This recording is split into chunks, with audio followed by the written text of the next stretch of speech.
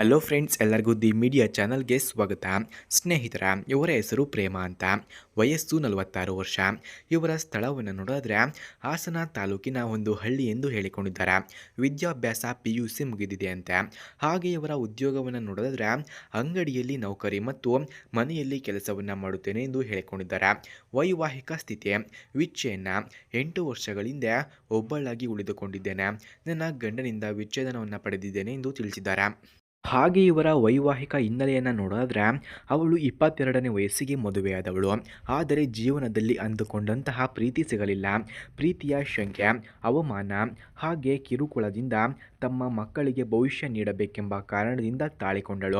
ಆದರೆ ಕೊನೆಗೆ ನಾನು ಸತ್ತು ಬಾಳಬೇಕೆ ಅನ್ನೋ ಯೋಚನೆ ಬಂದು ವಿಚ್ಛೇದನ ಮಾಡಿಕೊಂಡಳು ಎಂದು ಕೂಡ ತಿಳಿಸಲಾಗ್ತಿದೆ.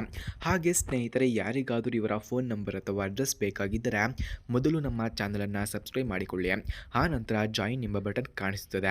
ಜಾಯಿನ್ ಬಟನ್ ಮೇಲೆ ಕ್ಲಿಕ್ ಮಾಡಿ ನಮ್ಮ ಮೆಂಬರ್ಶಿಪ್ಗೆ ಜಾಯಿನ್ ಆದರೆ ಮಾತ್ರ ನಮ್ಮ ಮೆಂಬರ್ಶಿಪ್ಗೆ ಜಾಯಿನ್ ಆದರೆ ಮಾತ್ರ ಇವರ ಫೋನ್ ನಂಬರ್ ಹಾಗೂ ಅಡ್ರೆಸ್ ನಿಮಗೆ ದೊರಕುತ್ತದೆ.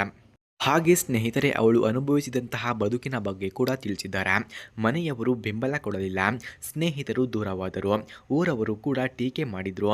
ಮನೆಯ ಕಂಪನಿಯನ್ನಿಲ್ಲದೆ ರಾತ್ರಿ ಕಳೆಯುವುದು ನನ್ನ ಒಂದು ಕಷ್ಟಕರವಾದ ಜೀವನವಾಗಿದೆ ಎಂದು ತಿಳಿಸಿದ್ದಾರೆ. ಮನಸ್ಸು ಕವಿದ ಭಾವನೆ ಹಾಗೂ ಪ್ರೀತಿ ಮತ್ತೆ ಸಿಗಬೇಕೆಂಬ ಭಯವಿಂದ ಕಾಯುತ್ತಿದೆ ಎಂದು ಹೇಳಿಕೊಂಡಿದ್ದಾರೆ.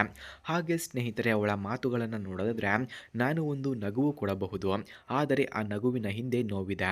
ನಾನೊಬ್ಬಳಾಗಿ ರಾತ್ರಿ ನಗುವಷ್ಟೇ, ಒಳಗೆ ಉರುಳಾಟ. ನನ್ನ ಮನಸ್ಸಿಗೆ ಕಂಪನಿಯನ್ ಬೇಕಿದೆ, ಪ್ರೀತಿಯಿಂದ ಕೇಳುವ ಧ್ವನಿ ಬೇಕಿದೆ ಎಂದು ಕೇಳಿಕೊಂಡಿದ್ದಾರೆ.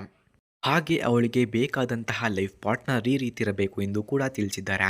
ಅವಳನ್ನು ಪೂರ್ತಿಯಾಗಿ ಅರ್ಥ ಮಾಡಿಕೊಳ್ಳಬಲ್ಲವನು, ಸ್ನೇಹಿತನಂತೆ ಮಾತನಾಡಬಲ್ಲವನು, ಪ್ರೀತಿಯಿಂದ ಶರೀರದಲ್ಲ ಮನಸ್ಸಿನಲ್ಲಿ ಕಾಣುವವನು, ಬಾಳು ಎಂಬ ಹಾದಿಯಲ್ಲಿ ಕೈ ಹಿಡಿದು ನಡೆಯುವವನು, ಅವಳ ನಗುವಿಗೆ ಕಂಪನಿಯನ್ನಾಗಬಲ್ಲವನು ಬೇಕು ಎಂದು ಕೇಳಿಕೊಂಡಿದ್ದಾರೆ.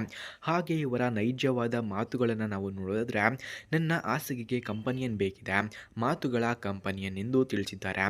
ನನ್ನ ನಗುವಿಗೆ ನನ್ನ ನೋಟ ಒಂದೇ ಸಾಕು, ಒಂದೇ ಒಲವಿನ ಸ್ಪರ್ಶ ನನಗೆ ಮತ್ತೆ ಬಾಳಿಗೆ ತರಬಹುದು.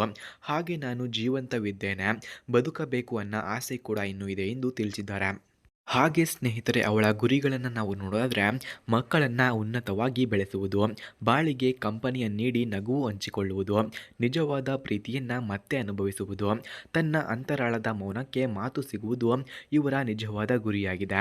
ಹಾಗೆ ಕೊನೆಯ ಆಹ್ವಾನ, ನೀನು ಸಹ ಆಗಿದ್ದರೆ ಬನ್ನಿ, ನಾವು ಒಟ್ಟಿಗೆ ಮುಗುಳ್ನಗಬಹುದು.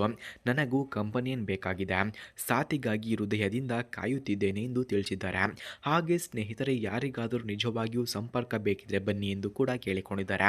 ಯಾರಿಗಾದರೂ ನಿಜವಾಗಿ ಇವರ ಫೋನ್ ನಂಬರ್ ಅಥವಾ ಅಡ್ರೆಸ್ ಬೇಕಾಗಿದ್ದರೆ ಮೊದಲು ನಮ್ಮ ಚಾನಲನ್ನು ಸಬ್ಸ್ಕ್ರೈಬ್ ಮಾಡಿಕೊಳ್ಳಿ.